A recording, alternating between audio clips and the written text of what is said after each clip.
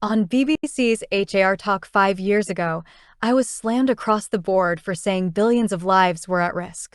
The liberal climate movements tried to refute and play down the existential risks ahead. The last few months have shown ever more clearly that I was right.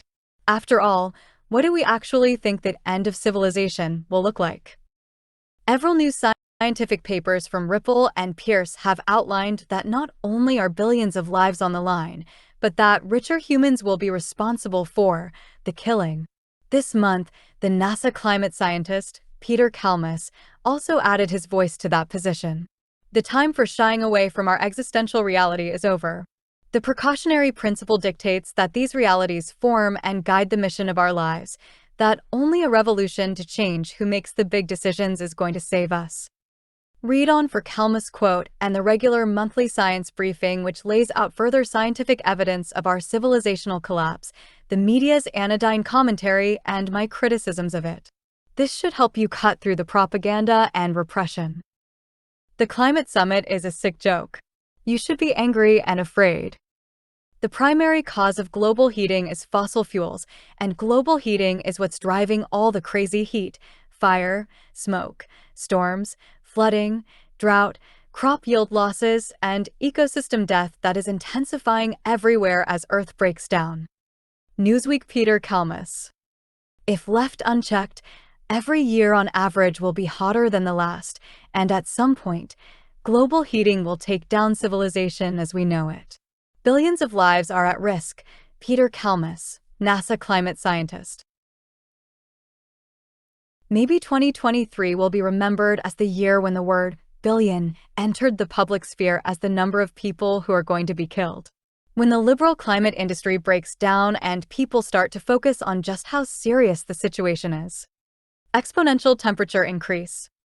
The situation is that temperatures have been going up exponentially since the 1970s, and we will pass 2°C in the next 15 to 20 years. After which feedback loops will be triggered, and we will continue past 3°C and 4°C. Here's just a snapshot of what those exponential temperatures really mean. Extreme heat and drought typical of an end-of-century climate could occur over Europe soon and repeatedly, communications, earth, and environment. Extreme heat and drought typical of the end of the century could occur earlier and repeatedly over Europe, and are more likely when they coincide with a warm North Atlantic, according to 100 simulations with an Earth system model. Nature Laura Suarez Gutierrez. By 2050 to 2074, 2 successive years of single or compound end-of-century extremes, unprecedented to date, exceed 1 in 10 likelihoods. Such extreme temperatures mean that 1 in every 10 years our ability to feed ourselves will be destroyed. Don't look away. Fossil fuels are at a record high. Despite years of commitments from countries to slash the emissions of greenhouse gases that are warming the planet, they are still on the rise. Carbon dioxide released from burning fossil fuels is expected to rise by 1.1% in 2023 compared with 2022, scientists found in an extensive peer-reviewed analysis published this week. This is what it looks like when cognitive dissonance goes nonlinear, especially when they have even got the full picture. Look at this new report of underreported emissions. Climate Trace detects underreported soaring emissions. COP28, the UN Conference of the Parties in oil-rich Dubai, currently underway, will not resolve the issue of oil and gas companies agreeing to slow down. Counterpunch.org Robert Hunziker. Emissions have been soaring well beyond official statistics reported by countries. On top of everything else, we find out they have all been lying as well. Are we really going to let these criminals take our children into an endless hellhole? Worse than previously thought. Future floods. Global warming intensifies heavy rain, even more than expected. November 27, 2023, the intensity and frequency of extreme rainfall increases exponentially with global warming, a new study finds. The analysis by researchers from the Potsdam Institute of Climate Impact Research, PK, shows that state-of-the-art climate models significantly underestimate how much extreme rainfall increases under global warming, meaning that extreme rainfall could increase quicker than climate models suggest. Potsdam Institute for Climate Impact Research. Climate impact research, PK, shows that state-of-the-art climate models significantly underestimate how much extreme rainfall increases under global warming. The intensity and frequency of extreme rainfall increases exponentially with global warming. So much for state-of-the-art linear analysis is fucked. How many experts are in their own bubbles of expertise and not looking at the bigger picture? Cascading tipping point will send us into a hothouse Earth. Forever. Just look at this new report on ice levels.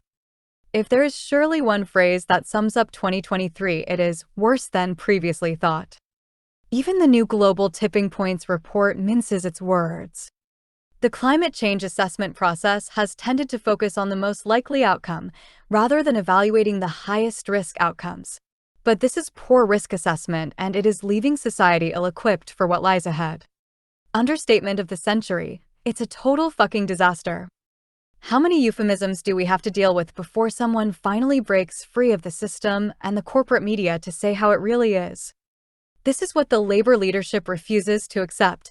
There is a point when we cannot stop the chaos, and the chaos gets exponentially worse. Reformism is simply irrelevant according to the science. It's self-evidently a treasonous crime for Keir Starmer to pretend otherwise. Economic risks. $5 trillion of nature-related economic risks will amplify climate. Nature is not the elephant in the room, it's the huge green scorpion running towards us. Study author. Biodiversity loss and environmental degradation generate significant and long-term risks too. Home. Nature is not the elephant in the room, it's the huge green scorpion running towards us. At some point the penny will drop that nature is stronger than us, especially at above 2°C global average temperatures. Yet to add to the fuckery, that realist ion is going to be seriously delayed by fossil fuels firms covering up the dirt, as this new report in Nature points out. 16 of the world's most polluting fossil fuel companies were associated with more than 1,700 climate misinformation ads on Facebook alone, with 150 million user interactions. It's clear that the public sphere is completely corrupted. The solution: door knocking, leading to assemblies, leading to revolutions, leading to legally binding citizens' assemblies. Got a better idea? Water crisis in Gaza. The water situation in Gaza is catastrophic. Even before the war, Gaza had virtually no potable water.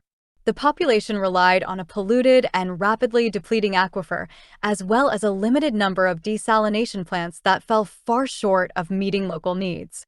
This has led to the alarming statistic that 97% of Gaza's water is unfit for human consumption.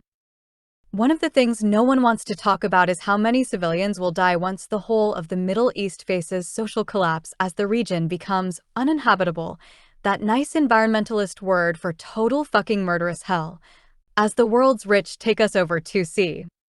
Cop fuckery. Part of me feels bad swearing away at the fuckery of COP28. Calm down, Roger. Don't get carried away.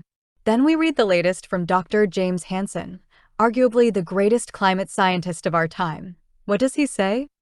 We are going over 2°C, meaning we face the prospect of 1 billion people uprooted and forced to migrate. No social scientist or historian with any self-respect can avoid the judgment that this will be total hell, 20 times the number of refugees produced by WW2. Me swearing away on Twitter should be the least and last of your worries. I don't know if Dr. James Hansen will appreciate me saying this, but he is one of my favorite climate scientists. Not just because of his immense expertise, but because he is one of the only top scientists in the world who is capable of calling a spade a spade. UK temperatures to plummet. More importantly, temps will stay below 10°C in summer. As a farmer, I can tell you there's not a chance in hell of being able to grow summer crops at scale in those temps. What sort of total fucking stupid death cult political regime takes this risk? Each month of these reports is another nail in humanity's coffin. No one is coming to save us. It falls to you, the reader, to step up in defiance, to cast away this rotting system and build a 21st century revolution. Over the next few months, my team and I will be building a community of leaders from across the globe. Join it whilst you still can. Become a leader. Join the Sunday Zoom. Sign up for nonviolent civil resistance with Just Stop Oil in the UK or via the A22 network internationally. Alternatively, you can now sign up for a new citizens' assembly project I'm helping called Humanity. The climate situation is F***KED. Help me to get on with the job of sorting it out. Support. Roger Hallam. February 17, 2024. Science. Previous. Next. Sign up. Want to set up a blog?